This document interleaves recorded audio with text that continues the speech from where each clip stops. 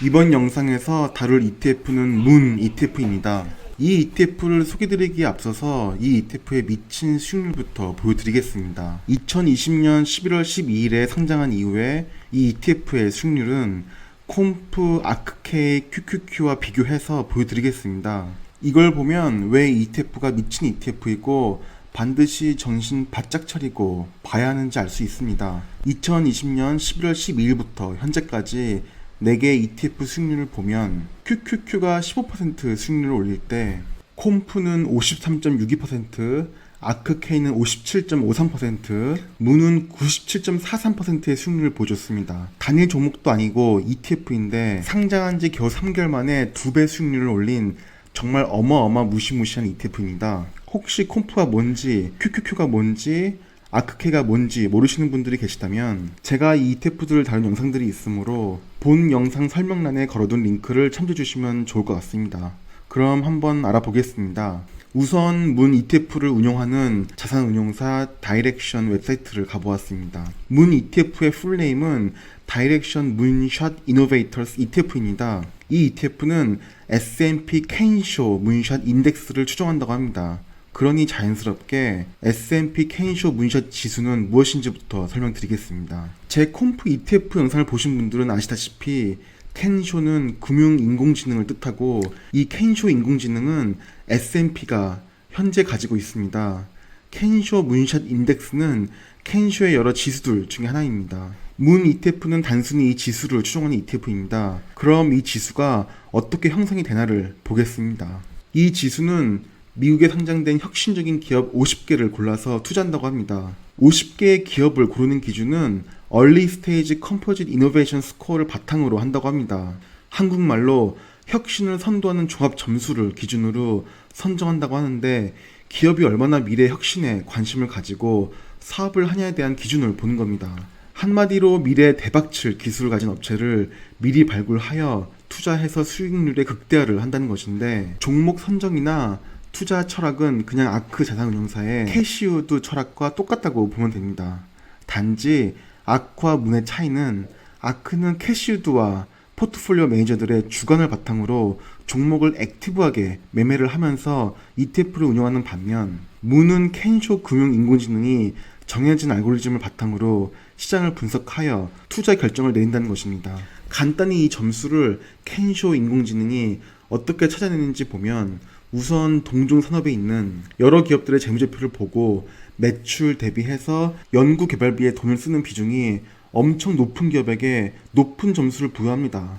매출의 거의 대부분을 연구개발에 쏟아붓는 기업들 말입니다. 그리고 재무제표나 다양한 공시를 기업들이 하는데 여기서 이노베이션, 즉 혁신과 관련된 단어를 얼마나 높은 빈도로 사용하느냐에도 점수를 부여합니다. 재무제표에다가 혁신이라는 단어를 덕지덕지 쓰는 기업이 있다면 높은 점수를 부여받을 겁니다.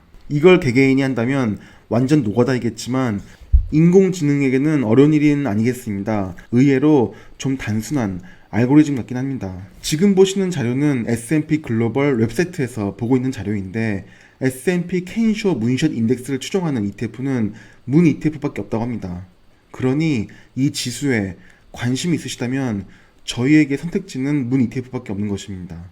S&P 케인쇼 금융인공지능의 지수가 여러 개 있는데 그 중에서 수익률을 보면 여기 흰색이 문 ETF가 추종하는 문샷 인덱스인데 수익률을 보면 S&P 케인쇼 클린테크 인덱스가 이렇게 보면 수익률이 가장 높아 보이는데 실제로 문샷 인덱스 지수가 처음 생긴 작년 10월부터의 수익률을 보면 두 지수의 수익률은 거의 똑같습니다. 문샷 인덱스 지수 수익률도 정말 엄청 나이스한데 클린테크 인덱스의 수익률도 너무 좋아서 이 지수를 추종하는 ETF 상품은 어떤 것이나 봤더니 하렐살 S&P 케인쇼 클린테크 ETF가 있는데 이스라엘에만 상장이 되어 있는 것 같고 거래하기는 까다로워 보입니다. 개인적으로 좀 아쉽습니다.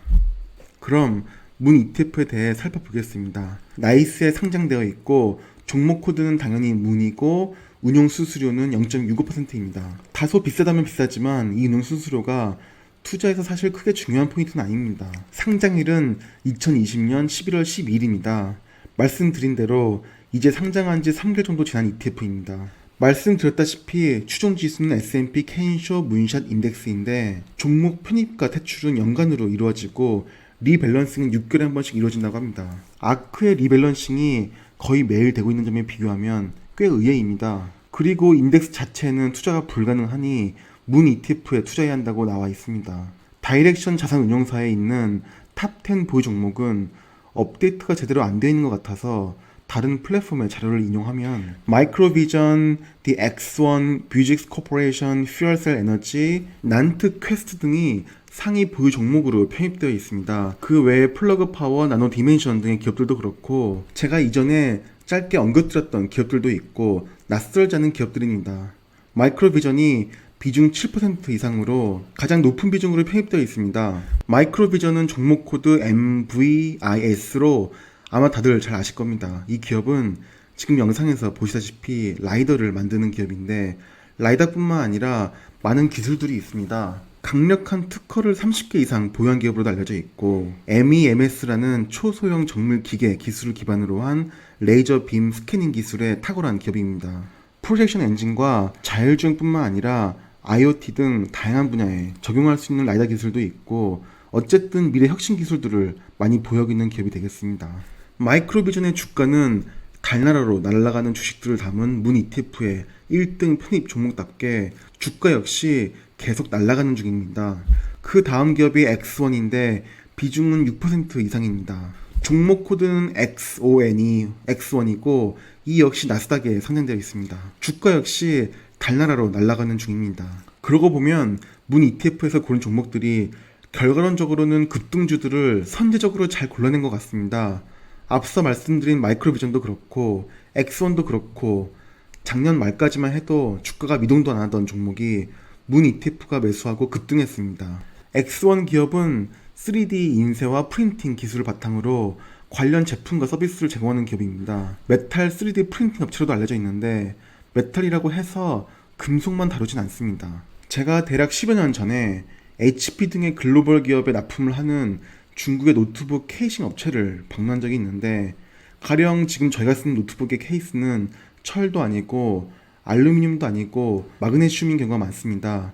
물론 플라스틱이 재질일 수도 있지만 어느 정도 급의 노트북이면 마그네슘을 쓰는데 이는 마그네슘이 모래알처럼 레진의 형태로 있는 소재를 금형에 넣고 찍어내는 식인데 어쨌거나 얘기가 좀 샜는데 엑손에서 금속 재질만 가지고 3D 프린팅을 할 수 있는 것이 아니라 세라믹 파우더 등을 이용해서도 프린팅이 가능합니다. 중요한 포인트는 적용 가능한 산업 분야가 매우 큰 것입니다. 다만 제가 살짝 우려되는 것은 나노 디멘션도 그렇고 이 종목도 그렇고 물론 기업이 미래 성장 기업인 것은 의심치 않으나 기업 가치가 지난 1년간 정말 드라마틱하게 높아진 것은 아닌데 주가는 드라마틱 곱하기 드라마틱하게 올라간 점을 보면 조정장에서 정말 겁나게 조정당할 리스크가 있는 종목이라고 저 개인적으로는 생각합니다.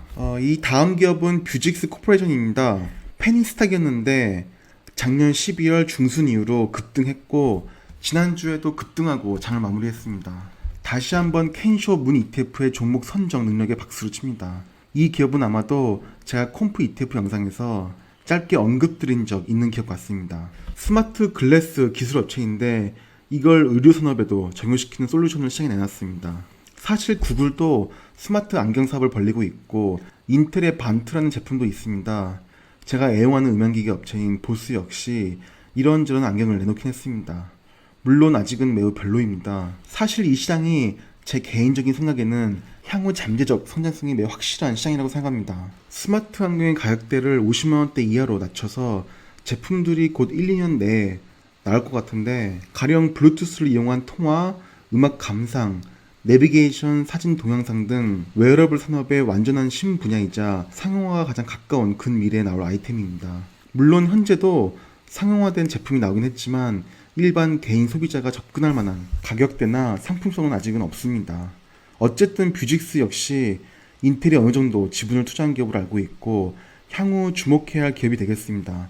다만 리스크는 삼성이나 애플이 넘사벽 품질의 제품을 시장에 내놓는다면 스마트폰 시장처럼 스마트 안경 시장도 애플이나 삼성이 시장을 장악한다면 뷰직스 같은 업체는 그냥 나가리 되는 시나리오도 아예 없다고는 말씀 못 드리겠습니다.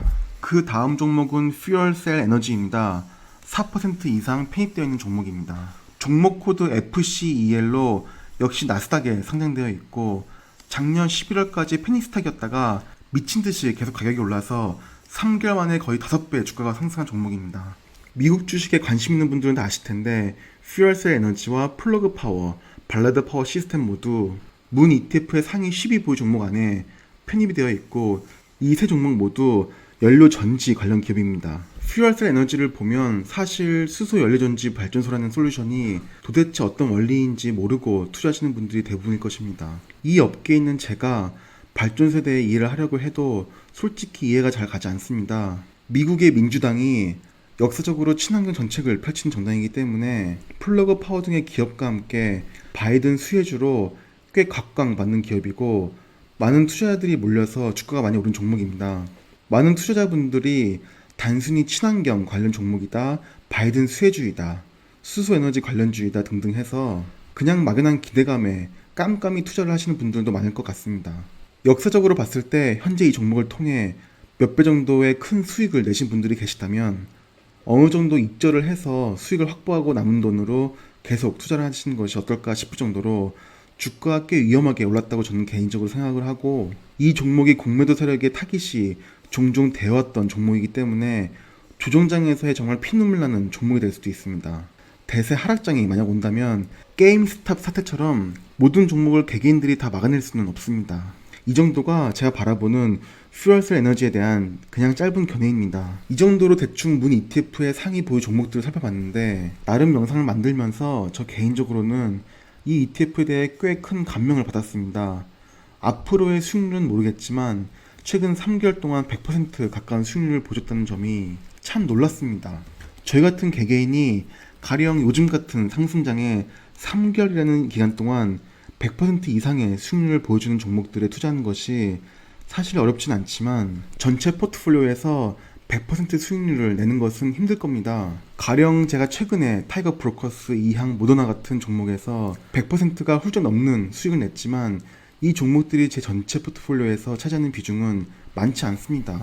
아크케이보다 높은 수익률을 내고 QQQ보다 넘사벽으로 높은 수익률을 인공지능 켄쇼가 달성했다는 점이 정말 놀라웠습니다. 콤프 ETF를 볼 때는 이런 감흥을 못 느꼈는데 문 ETF는 제 2021년 포트폴리오 전략을 수정해서라도 좀 편입시켜야 하나 하는 생각마저도 들었습니다. 개개인이 급등주들을 하나하나 챙겨가면서 매수하고 매도 타이밍 잡고 하는 것이 정말 피곤한 일인데 문 ETF에 어느 정도 이 작업을 위임시키는 것도 대안일 수도 있겠습니다. 그럼 이 정도로 이번 영상을 줄이겠습니다. 이 정도면 그래도 이 영상을 보신 분들께서도 문 ETF에 대해서 어느 정도 개념을 잘 확립하셨으리라 믿습니다. 그럼 다음 영상으로 조만간 찾아뵙겠습니다. 영상 시청해주셔서 감사드립니다.